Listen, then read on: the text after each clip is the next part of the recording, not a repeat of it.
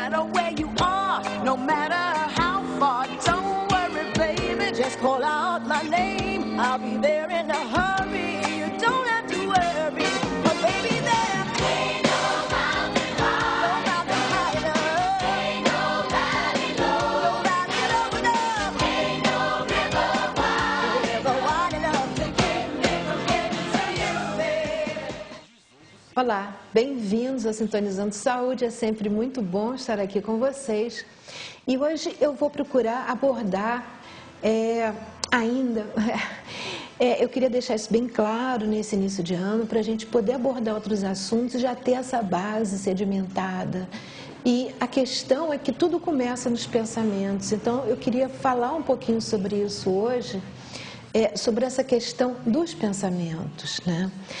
Em Provérbios 23:7, nós temos uma frase muito oportuna em relação a isso, quando está escrito: como um homem pensa em seu coração, assim ele é. E é nesse caminho que nós vamos tentar trilhar hoje, de forma que possamos entender e possamos trabalhar também os maiores empecilhos que a gente encontra nesse caminho, né? Então, eu vou pedir para o Ronaldo, por favor, a imagem 1, porque na imagem 1 eu vou dar mais ou menos uma síntese do que a gente vai tentar aprofundar um pouco no programa de hoje, né? Vamos tentar perceber como nós somos todos construtores de nós mesmos. É por meio dos pensamentos que escolhemos e encorajamos que a mente tece tanto a vestimenta interna do caráter, como a vestimenta externa do que nos cerca. E assim, como nossa mente pode ter tecido até hoje ignorância e dor, ela pode tecer, né, de agora em diante, alegria e felicidade. Então, é muito importante que isso fique muito claro na nossa mente e vamos no programa de hoje tentar entender, né, como é que funciona isso, né? Porque só falar não adianta, muitas vezes para alguns vai entrar por um ouvido e sair pelo outro, para outros pode ser que fique uma crença, a pessoa não entende por que aquilo, e não é por aí o caminho. Nós temos que ter bem claro dentro de nós como é que as coisas funcionam. Temos que entender através da lógica, através do conhecimento, através até da ciência, né? Entender como é que a coisa funciona. Então, na verdade, somos todos construtores de nós mesmos, né? E é importante que fique gravado também a parte que diz que assim como nós, né, até hoje tecemos coisas que muitas vezes não são boas, nós podemos mudar daqui para frente, né? A cada momento, a cada instante, é um instante de possibilidade de mudança, né? Isso é uma coisa que a física já mostra e nós temos que ter claro. Porque muitas vezes eu vejo pessoas dizer: mas é muito difícil, sempre me acontece assim, sempre... Mudou, eu posso dizer não, a partir de agora não vai mais acontecer, né? E começamos esse processo de mudança. É fácil? Não, não é fácil, nós vamos falar sobre isso. É difícil, muito difícil, tá?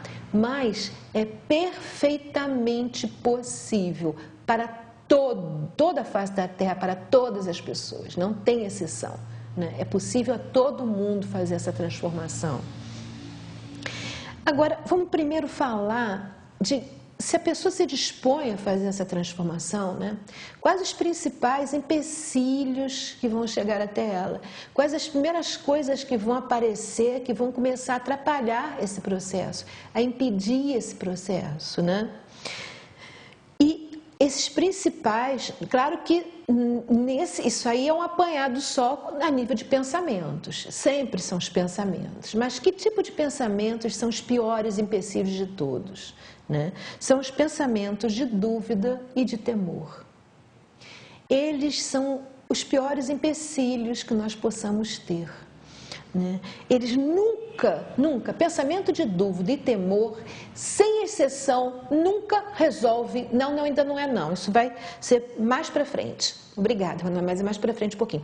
Pensamento de dúvida e temor nunca vai ser solução para absolutamente nada, nada. E sempre vão levar ao fracasso, sempre, né? A vontade de fazer, né? Muitas vezes ela brota do conhecimento, que é o que a gente está falando aqui. Vamos tentar conhecer, entender, para poder botar em prática. Então, a vontade de mudar, muitas vezes brota do conhecimento. Pô, eu descobri que é possível mudar, então eu vou começar a fazer esse meu processo de transformação. Mas, o que acontece? Nesse percurso em que você tomou essa decisão, começam a surgir dúvidas, começam a surgir medos, né? Que eles são os grandes inimigos, inclusive do conhecimento, né? Quando você tem dúvida, tem medo, né? E quem, isso é preciso ficar claro, quem não mata essas dúvidas e esses temores que surgem, ou quem, muitas vezes isso acontece muito, ainda os alimenta, né? Vai se frustrar a cada passo, porque vai fracassar em tudo que fizer, né? Muitas vezes você está disposto a fazer alguma coisa e chega alguém e começa a falar para trás, e começa a dizer que não vai dar certo. Se você não tiver força suficiente para calar a voz do outro dentro de você, acabou, você não consegue fazer mais nada, né? Aquilo que provavelmente você teria conseguido e teria vencido, você acaba fracassando, né? Muitas vezes não é o outro que vem, é você mesmo, por causa da educação que você recebeu, por causa de uma série de coisas.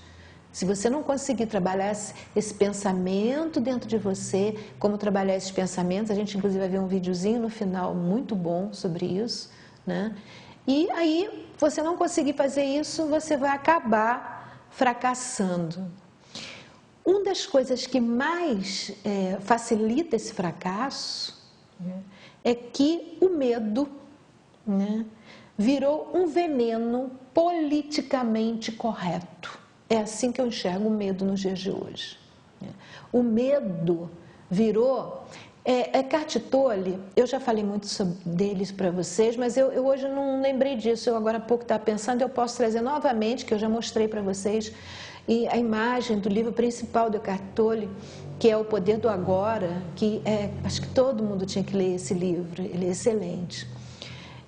Mas ele fala sobre os corpos sofredores. Há uma tendência na gente a ter ter sempre com a gente o sofrimento. Isso é uma coisa interessante. Eu até hoje não consegui explicar exatamente o porquê. No meu entendimento, é uma das coisas que está guardadinha, como diz o Hercule Poirot, numa das minhas gavetinhas, nas minhas células cinzentas, né? Nos meus neurônios, e está lá guardadinho. E uma hora eu vou ter um insight, vou perceber como isso acontece, mas existe realmente. Você vê isso no diálogo das pessoas, no discurso das pessoas, na necessidade que as pessoas têm de verem coisas ruins em volta dela, da necessidade que elas têm de falarem mal da violência, mas assistirem à violência, né? Isso faz parte, como ele diz, e realmente a gente percebe isso com clareza, do corpo sofredor, né? Então, por isso eu digo, eu olho para o medo e eu vejo como sendo um veneno politicamente correto. Agora vem aquela primeira imagem que o Ronaldo colocou para a gente agora há pouco, para a gente entender como é que isso funciona, né? A falta de consciência é que é a chave.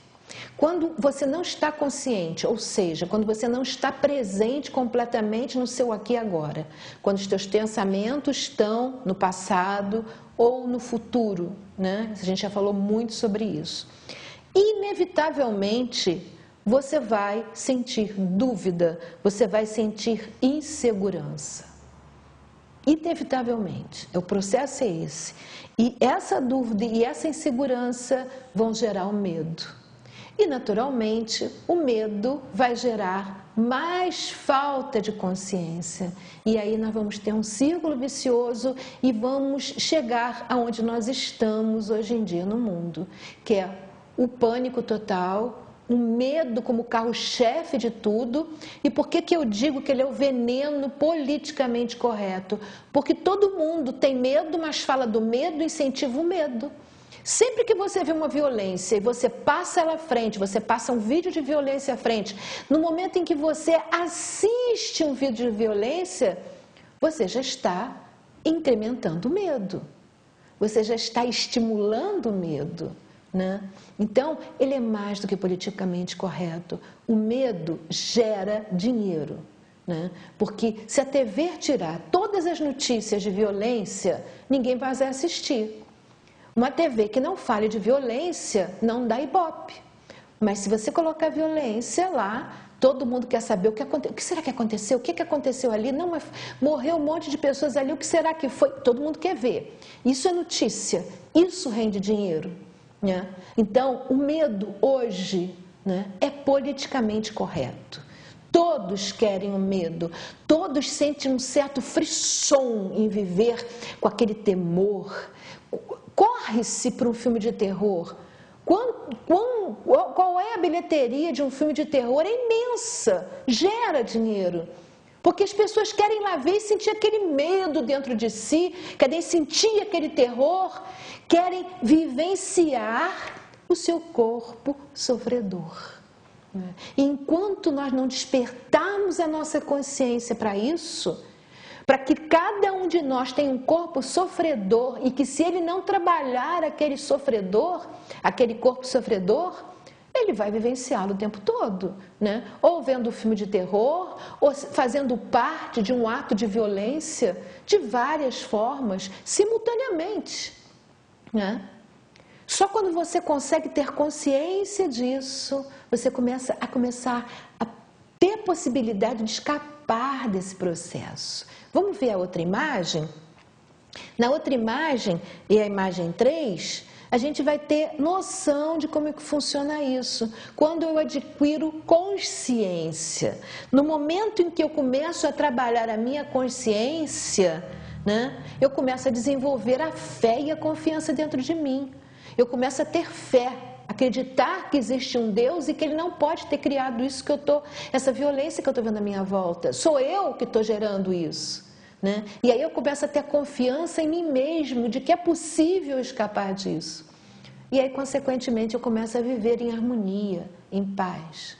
O que vai me trazer mais consciência, e vai me trazer mais fé e confiança, e que vai me trazer mais harmonia e paz. Também aqui nós vamos ter um círculo vicioso. Naturalmente que esse processo, aí vem a imagem seguinte, né? Esse processo é um processo que vai se alternando. Eu não consigo viver unicamente na consciência, né, e fé, e confiança e harmonia. É claro que eu estou em plena consciência, eu estou me trabalhando, vai ter um momento que vai haver alguma coisa que vai surgir, ou alguém que fale muito exacerbadamente comigo e me coloque medo de alguma coisa, e aí de repente eu começo a querer fugir de mim mesmo, fugir daquela situação, e aí eu entro no nosso triângulo, nosso tripé da esquerda. Vai me vir falta de consciência. Eu vou tentar me refugiar no passado, lembrando como era boa a minha vida antes, ou me lembrando de que eu estou nessa situação porque alguém fez isso comigo, né? Ou então eu vou fugir para o futuro, que eu gostaria que isso não acontecesse, eu gostaria que... Nessa fuga, eu já entrei na falta de consciência. Mas aí, o que eu faço? Eu retomo novamente, eu digo, paro, não vou deixar isso acontecer, né? Vou trazer de volta, né, essa consciência para mim. Ou seja, aquele medo passa por mim e eu simplesmente tenho que ter consciência dele, eu não tenho que lutar com ele, né? A gente fala muito isso também em processo de meditação, quando vem as ideias. Não lute com elas, né? Sempre quando você luta, é um processo reativo. Vem a ideia, né, que é exatamente um dos carros-chefes do medo, do temor, da insegurança, ou seja, vai ter um ganhador e um perdedor. Não tem como isso acontecer dentro de mim, porque tudo sou eu. Então, eu não tenho que lutar com aquilo que vem a mim, aquele medo, aquele temor, aquela insegurança.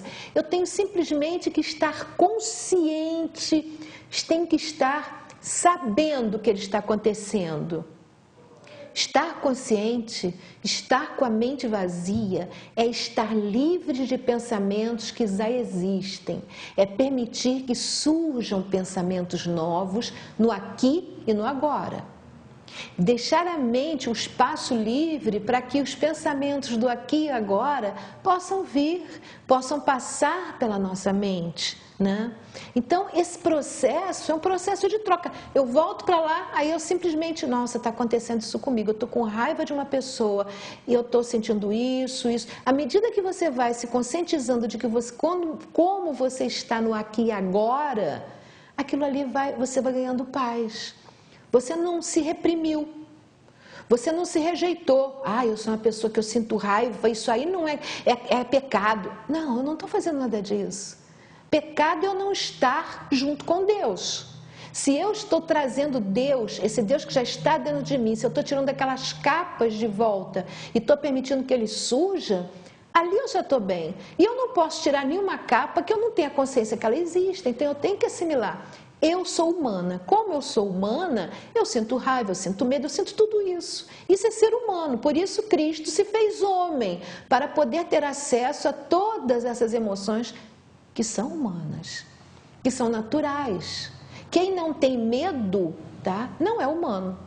Quem não tem raiva, não é humano, né? Agora, como lidar com elas? Essa é a questão. Como lidar com o que é inato, é natural, é saudável no ser humano? É saudável, né? Porque o aprendizado é esse. Como eu vou lidar com aquela emoção que eu estou sentindo, né? Porque aquela emoção é minha. E o que as pessoas fazem? Elas repudiam. Elas têm vergonha de sentir aquilo. Elas precisam ser o que os outros, o que elas acham. Isso é que é mais interessante, é cômico até, né? Nós precisamos ser o que nós achamos que os outros querem que nós sejamos, né? Muitas vezes nem aquilo que o outro acha que nós devemos ser. E se for, não tem a menor importância. Ele que seja o que ele acha que deve ser. Eu tenho que ser, né, aquilo que eu sou. Mesmo o outro, quando tenta ser alguma coisa que ele acha que deve ser, ele vai entrar em processo de angústia, é óbvio, porque ele não é, de repente não é aquilo que ele é. Então, o segredo é você não querer ser nada além do que você é. É aquele matrioshka que eu montei aqui num outro programa, né? É a pessoa se permitir enxergar como é o seu cerne, como é que a minha alma é na sua pureza completa. Essa alma que veio aqui à Terra e pegou um corpo para poder se apresentar, né? Como é que é essa alma que está aqui dentro e que eu cobri com um monte de coisas, cobri de medos, em função da criação que a gente tem, em função do mundo que está à nossa volta, que tenta nos impor uma série de coisas, né? O mundo, a vida impõe muitas coisas aos nossos pais ou às pessoas que nos criam e, de repente, essas coisas é o que elas impõem para a pessoa, para a criança, né? Não tem como culpar, ninguém tem culpa de nada, não existe. É claro que tem responsabilidade. Um pai ou uma mãe que tenha consciência dessas coisas, é óbvio que ela vai procurar mudar e dar alguma coisa diferente aos filhos. Mas muitas vezes esses pais não tiveram essa possibilidade ainda não abriram, ainda não despertaram, né? Então, essa consciência, né, é preciso ter um certo entendimento do que é isso, do que é essa consciência que a gente está falando aqui. Não adianta, né? É preciso ter claro isso, né? Eu querer procurar a consciência, né, no cérebro. É o mesmo, por exemplo, que você, que está aí me vendo na televisão, ir lá e tentar abrir a televisão e me achar lá dentro. Porque eu não estou dentro da TV. Você vai poder quebrar sua TV toda e não vai me encontrar, né? É a mesma coisa, né? Não tem como querer, não é uma coisa palpável, né? E aí, nós vamos entrar na questão que eu já falei lá atrás, o quanto isso é difícil, né? Mas o quanto isso é perfeitamente possível, né? É necessário, é fundamental educar os nossos pensamentos, né? Para que eles estejam sempre presentes no aqui e no agora. Quando o meu pensamento está completamente presente no aqui e agora, né, eu estou consciente. E aí eu vou poder fazer respiração consciente, yoga consciente, qualquer coisa consciente. Eu vou poder simplesmente viver. Quando a nossa vida não é um processo de consciência, ela não é vida. Por isso tem muita gente aí que eu costumo dizer que já morreu e não sabe, né? Vive a vida inteira e é um desperdício de tempo. Por quê? Porque nós estamos aqui para aprendermos, para evoluirmos. Se nós não usarmos esse tempo para aprendermos e evoluirmos, nós vamos morrer e ter que usar esse tempo numa outra vida, de uma outra forma. Independente se a pessoa acredita em reencarnação ou não, ela vai ter que fazer esse aprendizado de outra forma, né? Não importa qual a crença. É porque eu não acredito. Não, tudo bem, vai ter que aprender do mesmo jeito, né? Ou seja, você quando está na escola, você só vai passar de ano, só vai ter uma evolução acadêmica, no caso, à medida que você for aprendendo. Você não vai poder nunca aprender equação de segundo grau, você não sabe tabuada. É impossível, é a mesma coisa aqui. É a mesma coisa. Então, independente do que a pessoa acredite, se existe reencarnação ou se a coisa funciona de outro modo, se o pensamento é com a tendência mais para essa religião ou para aquela outra, que até mesmo das religiões colocam as coisas de certas formas que quem vai cavar mais fundo vê que aquilo ali é a superfície, né? Mas não falam a fundo como é que a coisa funciona, só quem estuda. Então, mas isso não faz importância, não tem nenhuma importância. Por quê? Porque o aprendizado tem que acontecer de uma forma ou de outra. Então, sempre vai ser um desperdício de tempo se nós não aprendemos agora que estamos tendo oportunidade, né? A pessoa às vezes está com uma doença séria e fica ali esperando não sei para quê. É até difícil expressar, porque se ela tem uma certa idade e diz, eu já estou velha, nunca, a idade não existe, o tempo é uma ilusão. Ou seja, enquanto você está vivo, você tem que aproveitar o seu tempo, não importa a idade que você tenha, né? Sempre a possibilidade, às vezes a pessoa tem um ímpeto. Há poucos dias eu até conversando com a pessoa, ela falou sobre, eu tenho vontade de fazer isso, tenho vontade, mas meus filhos não deixam. Gente, primeiro, não importa o que os filhos deixam ou não deixam, a pessoa tem que ter autonomia, tem que se colocar com clareza, porque é a vida dela que está em jogo. Quem vai ter que fazer aprendizado é ela, não são os filhos, tá? Esse é o primeiro ponto. Mas segundo, os próprios filhos têm um medo infundado. Porque se a pessoa está aqui para aprender e para crescer, o que a pessoa está querendo dizer para ela? Fica quieta, não se mexa e fique no estágio em que você está, porque simplesmente você tem que esperar para morrer. Não tem cabimento isso, né? A pessoa tem que viver. Todos nós que estamos vivos para viver, não para ficar mortos, né? Dentro de um corpo físico, não ter uma alma dentro de corpo físico e ficar ali como se estivesse morto. Então é importante que nós tenhamos disposição para viver com calma, com tranquilidade, com harmonia, como eu coloquei lá no tripé, em paz, ou seja, buscando o caminho certo. A pessoa às vezes tem uma disposição enorme, o sonho da minha vida, como eu vi há pouco tempo, uma senhora de quase 90 anos, 80 e caquerada, ela tinha vontade da vida dela era saltar de asa delta, né? Tudo bem. Aí um vai dizer, não, essa é maluquice. Até pode. Aí ela vai se preparar. Olha lá aquele tripé em que fala da calma e da harmonia. Ela vai se preparar, fazer os exercícios, que alguns exercícios sejam necessários, vai fazer coisas, treinar uma respiração para lidar com a altura, vai se preparar e colocar aquilo em prática. Então a colocação não pode, não tem mais, não, pode, tanto é que essa senhora saltou e foi maravilhoso, e saltou de novo e quis repetir de vez em quando e ficou muito feliz, e aquilo a rejuvenesceu, a fez se sentir mais viva, mas houve uma preparação, ela disse, não, eu vou, até mesmo a preparação é uma forma de viver, né? Ela foi se preparando, ela foi respirando, ela foi se exercitando, porque ela sabia que ia fazer uma coisa que ela tinha sonhado a vida inteira. quanto bem isso não fez para ela, né? Ela ganhou um novo alento na vida, uma nova vontade de estar viva, que é o que ela já estava e não tinha percebido, né? Então, essas coisas são importantes, que nós nos livremos desse veneno politicamente correto, que é o medo, né? E possamos sentir dentro de nós aquilo que a gente falou: confiança, fé, harmonia, paz. Isso é fundamental. E isso, quando a gente deixa de lado, repetindo, é tempo que a gente está perdendo, né? É um tempo imenso que a gente está perdendo. Nós podemos atingir essa consciência de muitas formas possíveis, até rezando. A prece é um dos melhores caminhos que existe para isso. A prece é realmente uma coisa que funciona até de uma forma rápida, faz milagres de uma forma muito rápida. Bem, é muito importante, falando agora exatamente de como, que a gente falou que é difícil, como trabalhar isso de modo que seja superável, né? É muito importante, e aí é fundamental, que nós não fujamos das nossas fraquezas, que é o que eu falei antes.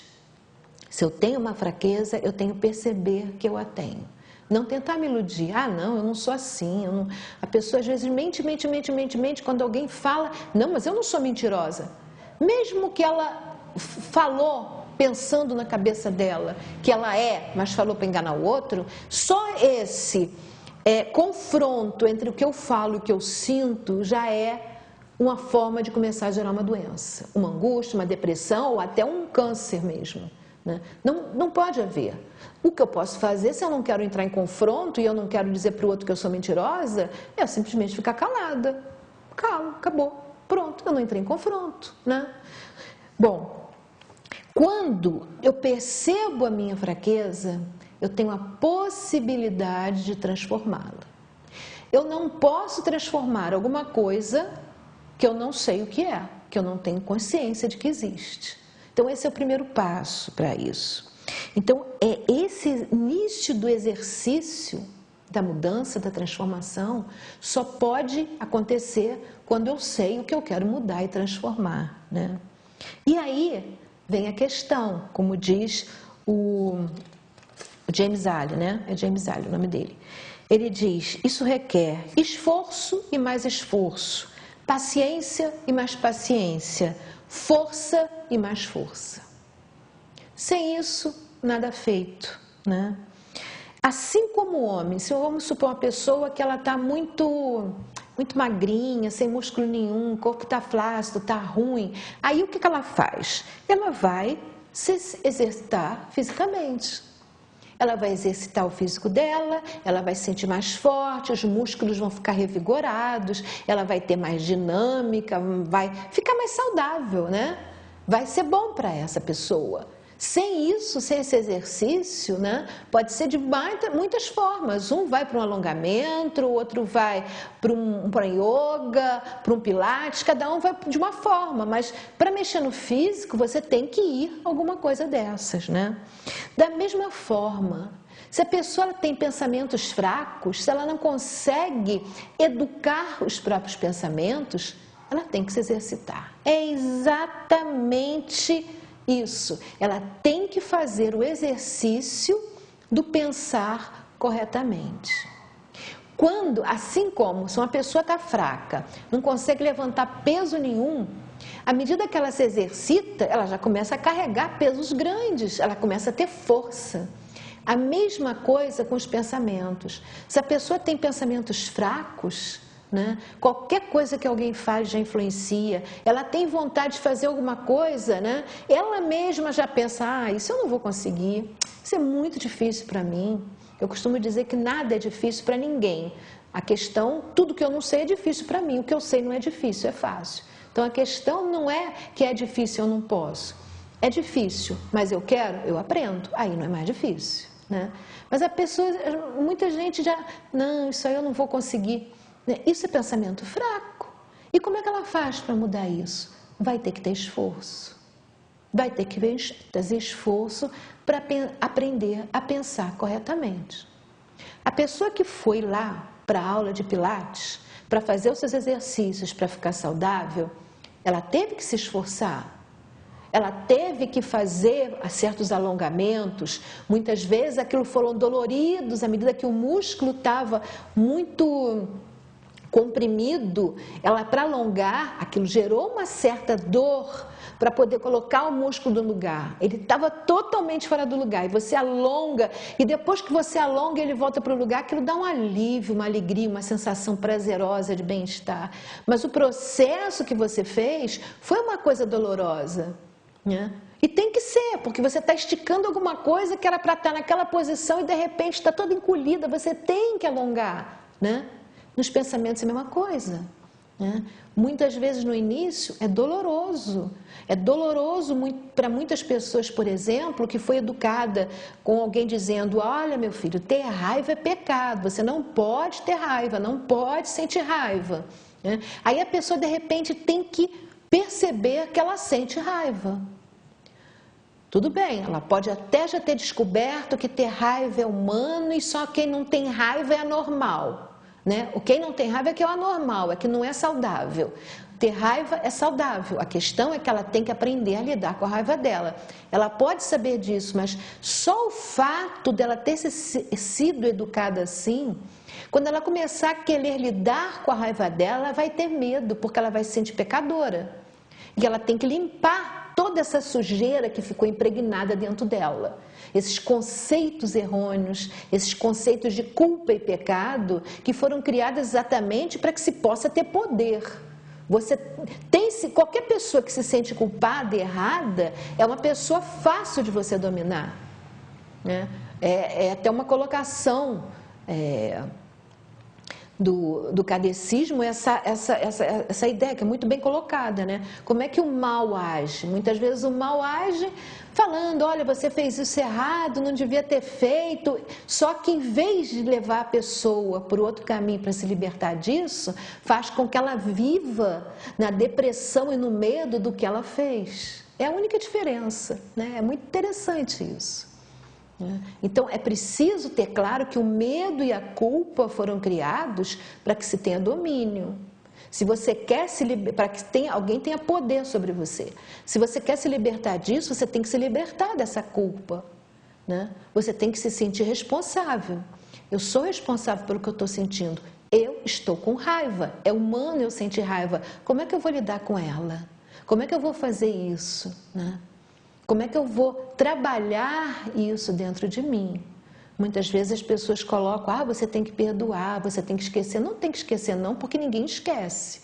Não é. Você pode limpar as suas memórias, purificar suas memórias. Esquecer dessa forma já não é humano, né? Mas se você purifica, se você limpa, se você consegue perceber que aquela pessoa fez aquilo porque é assim que ela foi criada, é a limitação dela. Se uma pessoa faz alguma coisa muito ruim, a gente tem que perceber o quanto aquela pessoa é infeliz para chegar ao ponto de ter feito aquilo.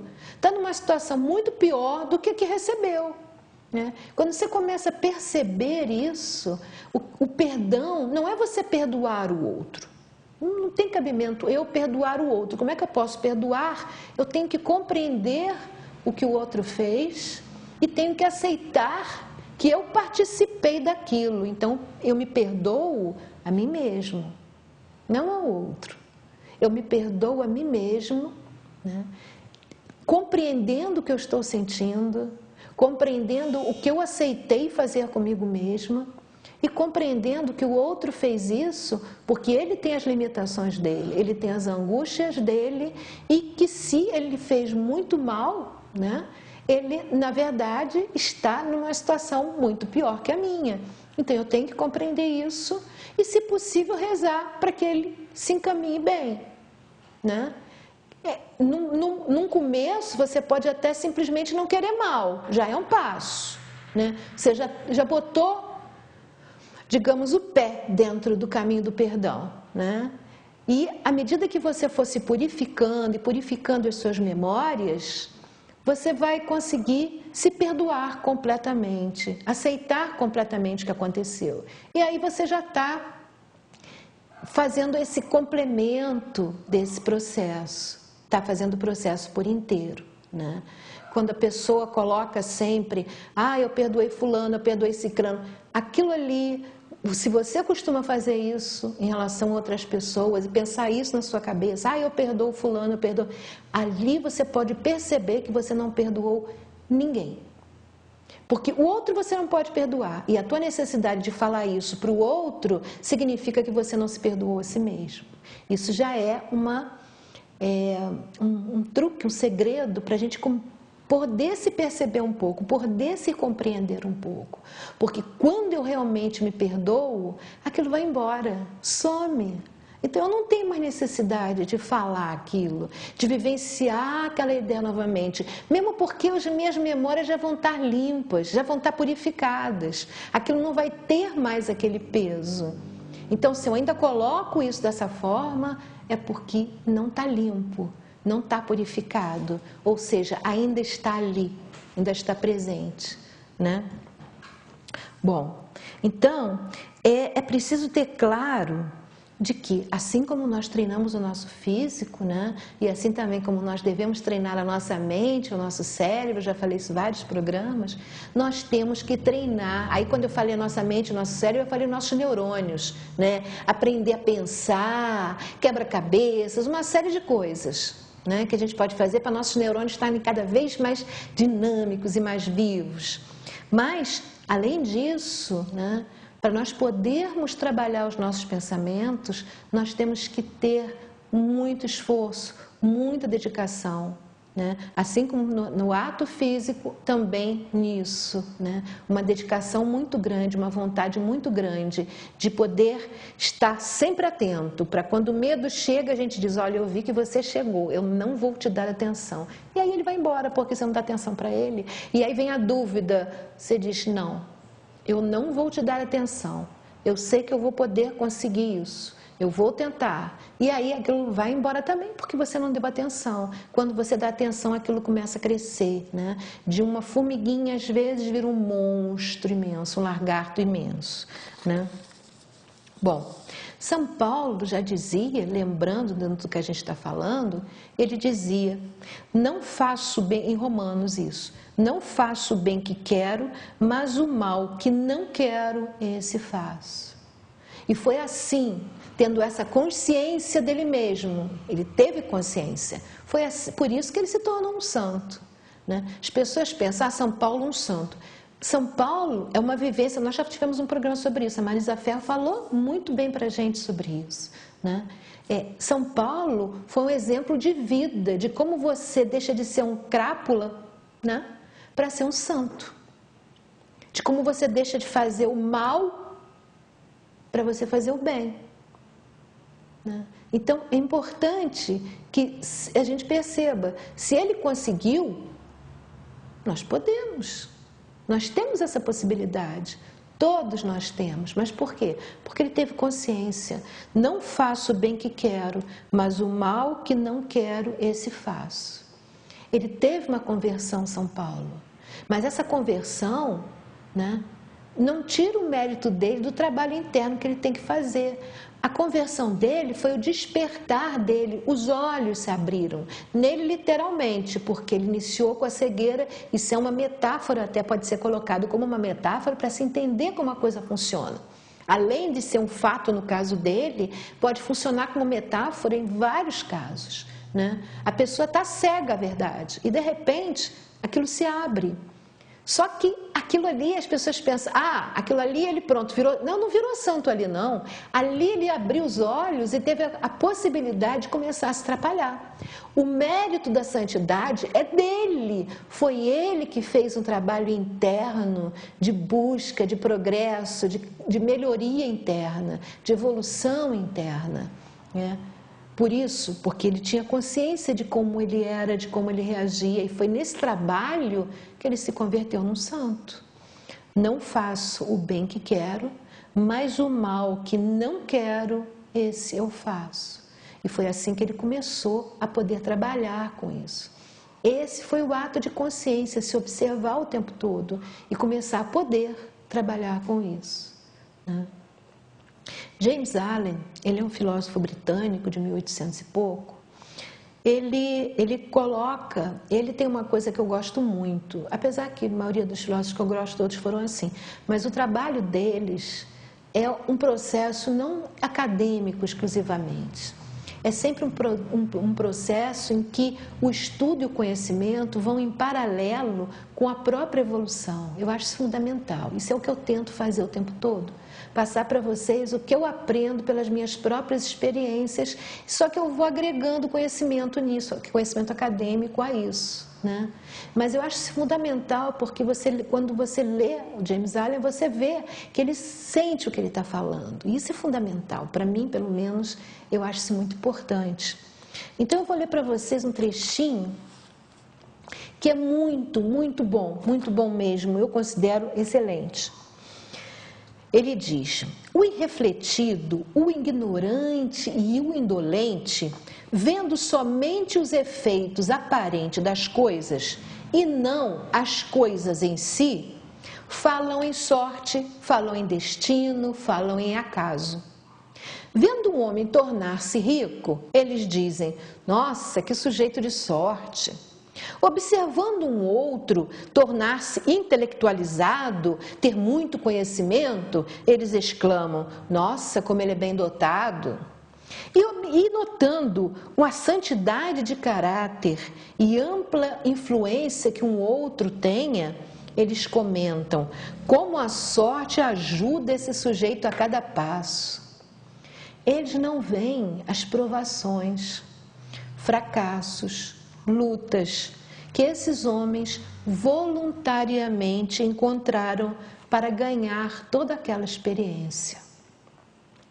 Eles desconhecem os sacrifícios que eles fizeram, os esforços destemidos que eles desenvolveram, a fé que eles exerceram, para que pudessem sobrepujar o então aparente insuperável e realizar a visão do seu coração. Eles não sabem da escuridão e da angústia.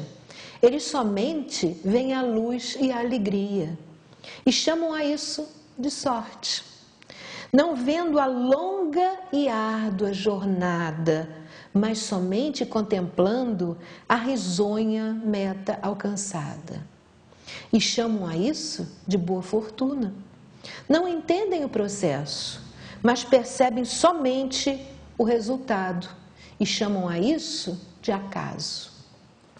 Em todas as atividades humanas existem esforços e existem resultados. E a força do esforço é a medida do resultado. A força do esforço é a medida do resultado. O acaso não existe. Dons potenciais, bens materiais, bens intelectuais e bens espirituais são frutos do esforço. São pensamentos terminados, objetivos alcançados e visões realizadas. Então, foi isso, né? Isso é uma síntese de tudo que nós tentamos mostrar aqui, que é possível, mas requer esforço. Mas é um esforço perfeitamente possível a qualquer um.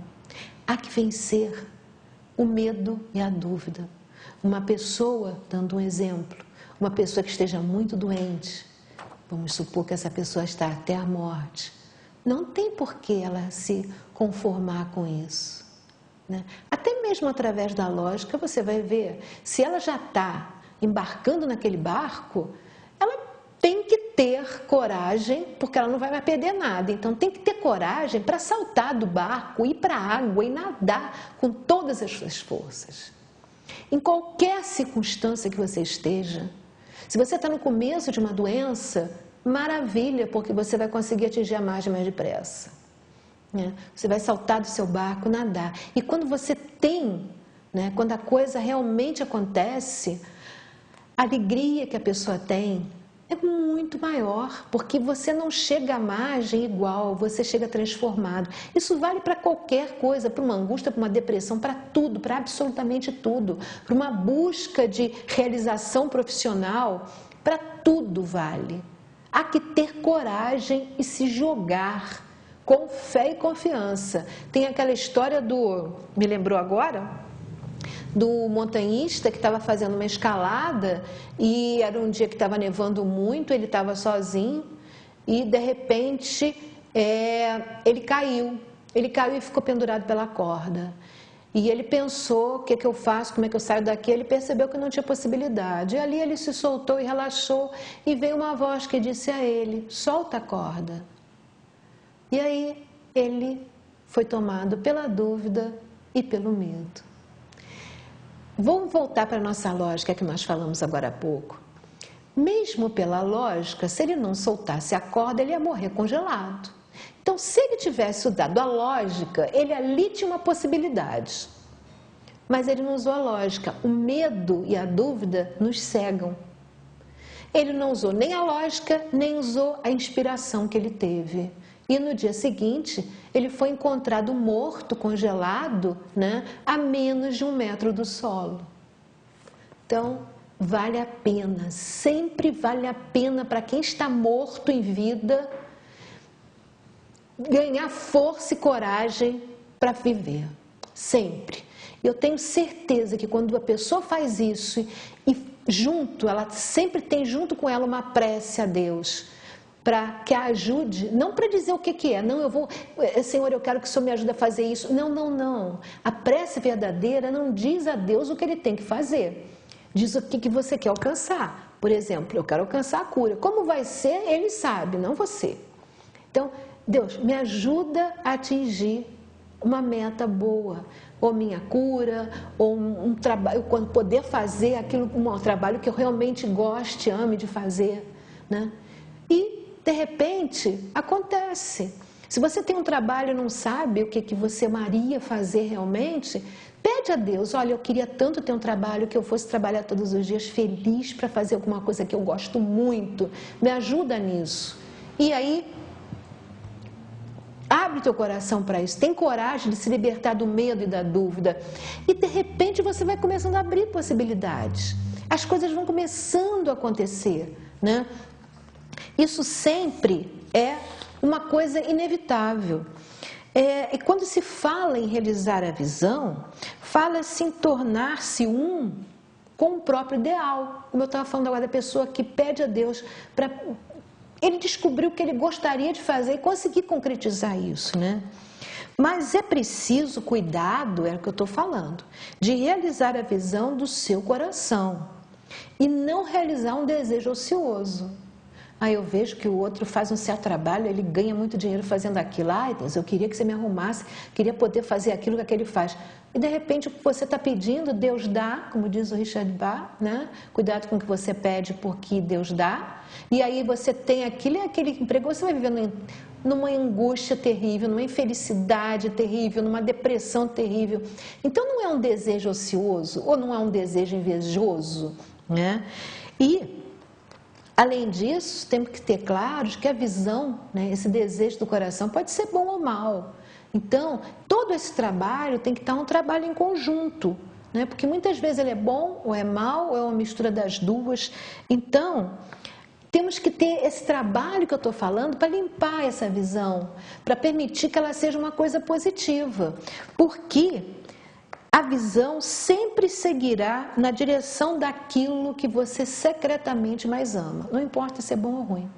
Essa aqui é a questão. E você terá o resultado exato dos seus próprios pensamentos. Não duvide disso.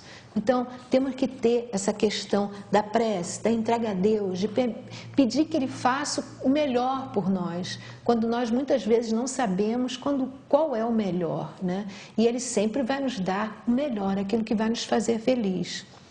Você pode estar, no seu trabalho cotidiano e, de repente, a porta que por tanto tempo pareceu uma barreira para você, uma barreira para os seus ideais, ela se abrirá. Se você agir dessa forma que a gente está falando, essa porta vai se abrir e a sua mente caminhará por uma torrente de aspiração, mostrando o novo caminho a seguir.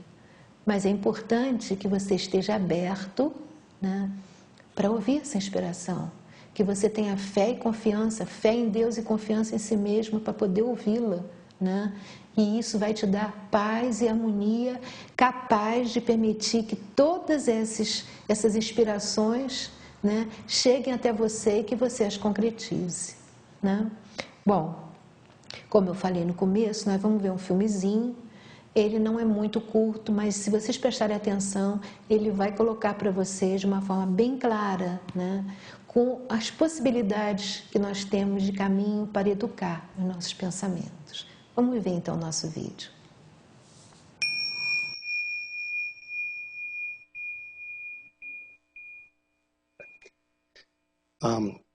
I've read all your books and I listen to your recordings pretty much on a daily basis. And I don't say that to build up an ego that doesn't exist.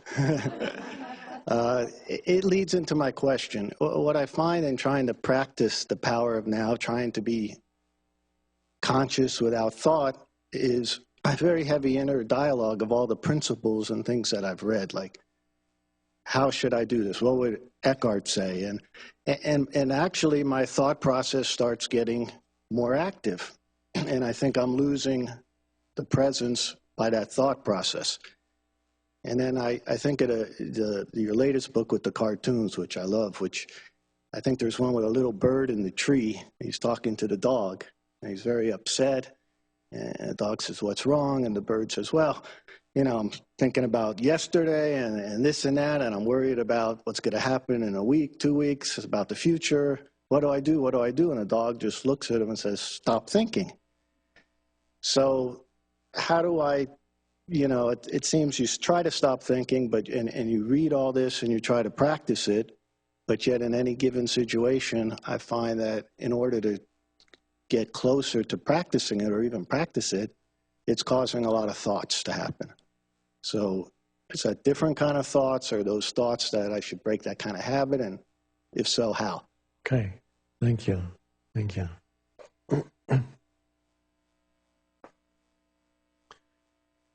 Now, there's a lot of talk these days about, not just talk, actually it's happening, addictions. Many people are addicted to all kinds of things, substances. But one of the greatest addictions, or rather the greatest addiction, you never read about it in the papers, because the people who are addicted to it don't know it. It's the addiction to thinking. It's actually addictive. Can't stop thinking. It's like can't stop drinking, can't stop smoking, can't stop eating, can't stop thinking. Thinking is the greater addiction than any of these. And it's an addiction because it's been a drug, it's been around for so long, and it's a pseudo sense of self. So it's a great reluctance on the part of most people to let go of thinking, which is equated with the state of sleep, to let go of thinking. There isn't that much to understand in this teaching. There's a little bit to understand about how the ego works, but even that is just mainly a self-observation. The main thing about it is presence. Presence. And presence is a space of no thought, but presence can also be there in the background even when thinking is happening. You can still be not completely involved in the thinking.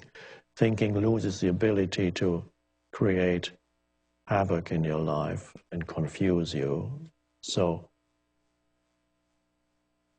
your choice then is not to understand more or to bring some intellectual analysis to the practice, but to practice the state of not thinking, which can be arrived at by various ways, as you probably know. If you don't think about it, just do it.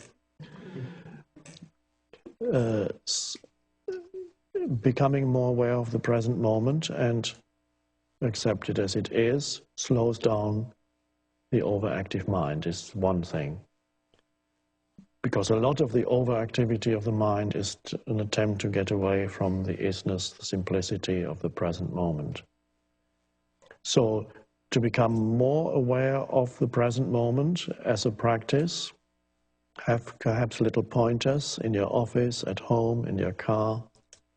Let's say present moment or whatever, or a symbol for it. And there are different entry points into the present moment. Present moment awareness means thinking subsides, may not disappear completely, but something else arises that is primary. We call it presence or awareness. Buddhists call it mindfulness, which I don't use because it implies your mind is full of things, but it isn't, of course. It's just a mistranslation. So,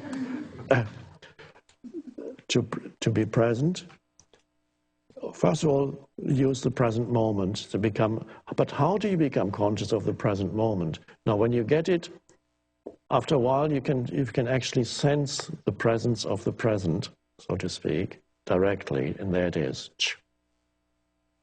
But helpful things are sense perceptions, take you out of thinking. If you're not judging the sense perceptions, labeling, naming, looking around, anywhere, wherever you are, look around. Practice sense perceptions without this compulsive interference of naming what you're perceiving. Oh, that's a beautiful flower. I wonder what it's called. I don't know what it's called, so that helps. I can be free of thinking. If I know what it's called, I can say, oh, that's such, and then drop that. And see what it means to perceive without the interference of concepts, words. At this moment, for example, you're looking at me. Now, let's say between now and now, were you thinking? No. Okay. And again, between now and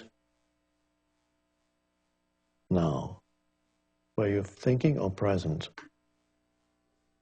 No thought. And while I speak, do you need to think to understand what I'm saying, or can you just listen and understand it? And this is what you're doing. And so that's part of the teaching and the function of the spiritual teacher. Imparting information is secondary. What I'm telling you now is secondary. What is primary is the underlying state of consciousness, which is presence. That's the teaching. But you can't talk about that. It's underlying. But a sign that it's working is that while you listen, there's no thought. There's just an alert presence. And when the so-called teacher stops speaking for a moment, the alert presence remains. It does not need to be filled with anything. Shh, shh, like now. What is there to think about? Nothing. Now, if we do this for longer, at some point, your mind will probably start up and think, how much longer is he going to sit there? And when that happens, you can allow your mind to say, how much longer is he going to sit there and say nothing, and then come back to presence. And then some other thought will come. What's this all about? And then you can allow that thought to arise and then be present again. Which means you're not really, your priority is no longer to follow the thought where it wants to take you, because the thought has a magnetic pull. It wants more of your consciousness, but it wants to grow, because it's a little entity.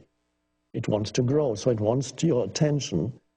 And in subtle ways, it tries to get your attention. It says, it might even use a bodily feeling says, "God, I'm hungry suddenly. Why didn't I need to eat something?" And then you think of what restaurant are we going to afterwards? And so the presence is gone, you are gone, you are looking for a restaurant in your mind. Which means the thought used as some bodily thing to make thoughts out of it, completely pointless, because you can't find a restaurant because you're standing here. But it can use all kinds of things to manufacture to get your attention. And if you're not careful, if you don't know the mechanism, it's not so much an intellectual understanding, but a simple realization that this is what the mind does. It tries to pull you in. It's fine, that's what it does. Once you know that, you can allow a thought to arise without following it where it wants you to go, which is into another bigger thought and a bigger one. So then you become like my dog when it finds a scent. And then suddenly, even when the dog is off leash, usually she's fine, she just runs around you, but suddenly she picks up a scent, and then she goes off completely unaware of surroundings or anything, and she just follows it. And she could get lost. She goes off to the horizon sometimes, just disappears. And that's, when you follow a thought, it goes like that. You can wake up 20 minutes later, and it started with being a little bit hungry and thinking of a restaurant, and it ends up with thinking about how dreadful your life is.